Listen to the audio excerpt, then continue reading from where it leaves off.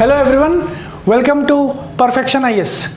So today in this video we'll discuss one GS2 polity question as a part of our daily mains answer writing series. So coming to the question. Now the question is about anti-defection.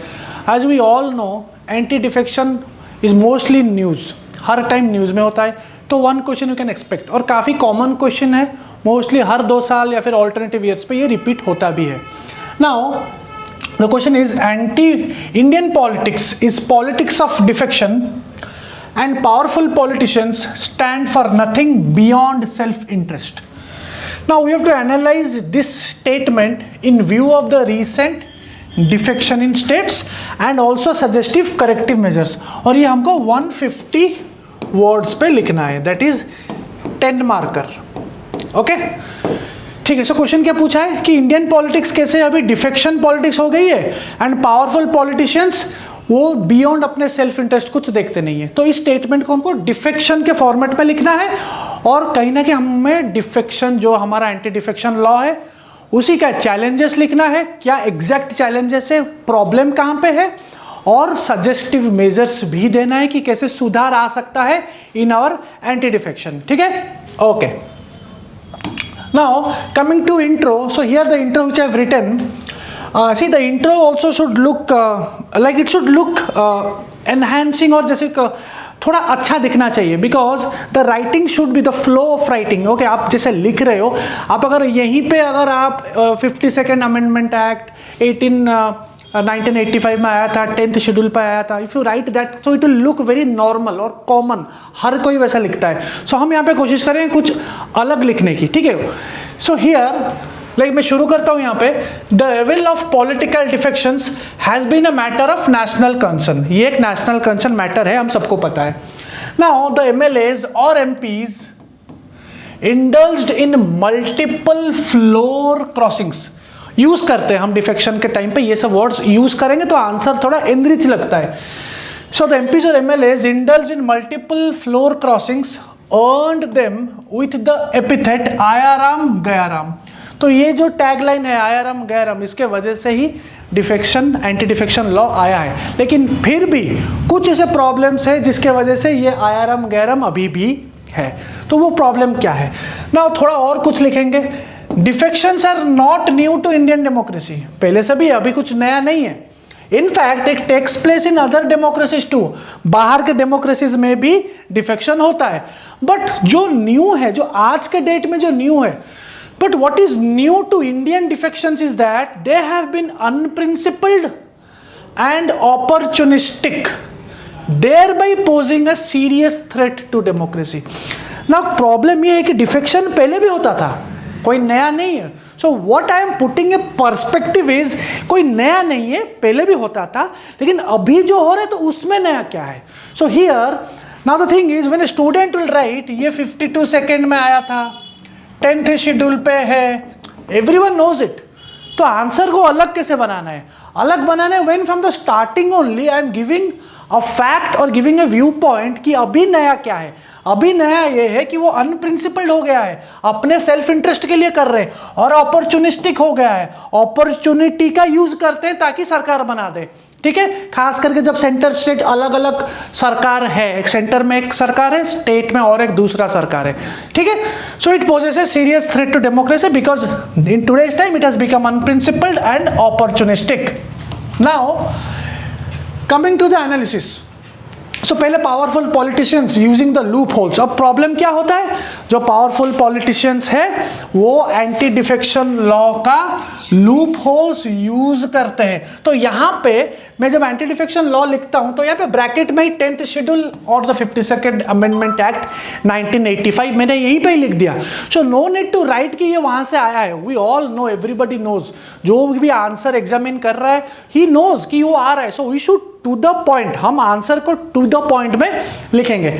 So the powerful politicians using the loopholes for their self interest and political gains. ठीक है. अब क्या challenges है, ये loop holes है क्या, तो directly मेरा कोहेरेंस इसी में आता है कि अभी हम चैलेंजेस के बारे में बात करेंगे.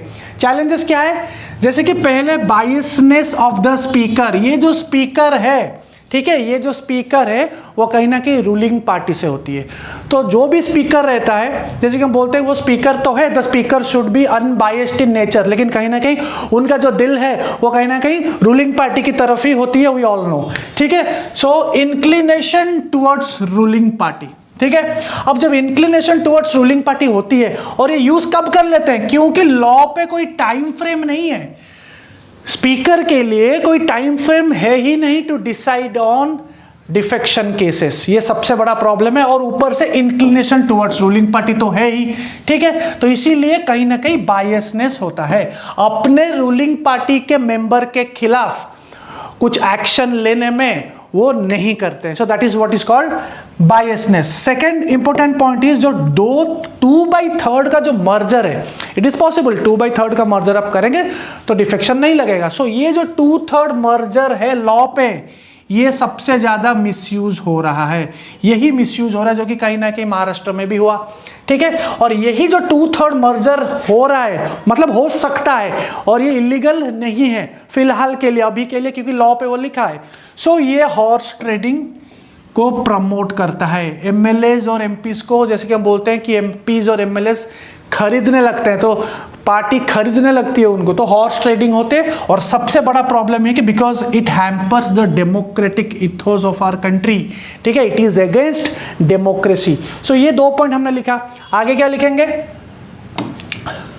आगे हम ये करेंगे कि कहीं ना कहीं जो डिफेक्शन लॉ है, एंटी डिफेक्शन लॉ है, वो अंडरमिन करता है representative and parliamentary democracy. Because यहाँ पे जो एमपी होता है, एमएलए होता है, उसको पार्टी की व्हिप को ब्लाइंडली फॉलो करना पड़ेगा, जो बोलेंगे वो करना पड़ेगा। या देयर इज ए पॉइंट कि 15 दिन पहले आप नोटिस दे सकते हो, 15 डेज से नोटिस दे सकते हो, लेकिन फिर भी कहीं ना कहीं उनका जो फ्रीडम ऑफ स्पीच है उसको हैम्पर करते हैं। So it leads to, so the law does not differentiate between what is dissent and what is defection, दोनों अलग अलग है। डिसेंट का भी डेमोक्रेसी पे रोल है। सो यहाँ पे क्लियर कट एक डेफिनेशन होना चाहिए कि what should be the difference between dissenting and defecting. ठीक है, so thus weakening parliamentary deliberations. So these are the points which are used, बहुत ही ज्यादा मिसयूज होता है, जिसके वजह से पावरफुल पॉलिटिशियंस आजकल एंटी डिफेक्शन लॉ को मिसयूज करते हैं। Now we have given the analysis, now will give what are the suggestions. अब सजेशन क्या है, यहां पे आएंगे सजेशन के लिए। नाउ जब हम व्हाट कैन बी डन करते हैं, तो हमेशा कोई भी GS2 का पेपर हो, वो लाइक पॉलिटी का हो सकता है या फिर कोई एक इशू का हो सकता है, तो कहीं ना कहीं ट्राई कीजिए उसका एक जुडिशियरी वर्डिक्ट देने में। हमेशा जुडिशियरी वर्डिक्ट एक होगा। When you are preparing, आप जब प्रिपेयर करते हैं, सेल्फ स्टडी में प्रिपेयर करते हैं, कहीं पे कोई भी इंस्टीट्यूट में प्रिपेयर करते हैं, what you do is always find for a judiciary verdict because it will enrich your answer because you are giving a viewpoint from the judiciary। हम यहाँ पे एक जुडिशियल सॉल्यूशन देंगे, हम यहाँ पे एक लेजिस्लेटिव सॉल्यूशन भी देंगे, हम यहाँ पे एक लेजिस्लेटिव सॉल्यूशन भी देंगे। सो दोनों सॉल्यूशन जब देते हैं तो कहीं ना कहीं हम लॉ के थ्रू भी बोल रहे हैं, हम जुडिशरी भी ये बोला है, दोनों चीज बोल रहे हैं। So recent supreme court judgment एक था जिसको हम बोलते हैं केशम मेघाचंद्र केस। अभी 2020 में मणिपुर का केस है, ठीक है, मणिपुर का केस है। तो यहां पे सुप्रीम कोर्ट में बोला है कि इंडिपेंडेंट ट्राइब्यूनल होना चाहिए बाय रिटायर्ड सुप्रीम कोर्ट और हाई कोर्ट जजेस to decide matters of defection. एक इंडिपेंडेंट ट्राइब्यूनल, स्पीकर को हटा दो, इस पावर, ये जो पावर दिया गया स्पीकर को वहां से हटा के उसको एक इंडिपेंडेंट ट्राइब्यूनल दिया जाए ताकि वही करेंगे, क्योंकि रिटायर्ड जजेस भी हैं, ये लोग आराम से एक इम्पार्शियल मैनर से कर सकते हैं। बिकॉज जजेस आर नॉट ए पार्ट, जजेस are directly not a part of any political party, तो स्पीकर का पावर यहां से हट जाता है, तो काफी हद तक प्रॉब्लम सॉल्व हो सकती है। सेकंड क्या है, एक मैंडेटरी टाइम लिमिट दीजिए। Mandatory time frame must be added by amending. अगर हम 10th शेड्यूल को अमेंड करेंगे और एक मैंडेटरी टाइम फ्रेम रखेंगे तभी जाके कुछ हो सकता है। लेकिन करेगा कौन, बिकॉज ये करने के लिए सरकार करेगी, जुडिशरी तो कर नहीं सकती। तो सरकार करने के लिए क्या चाहिए, पॉलिटिकल विल चाहिए। कौन करेगा, बिकॉज उनके पक्ष में तो नहीं होगा। तो पॉलिटिकल विल का होना बहुत जरूरी है, पॉलिटिकल विल।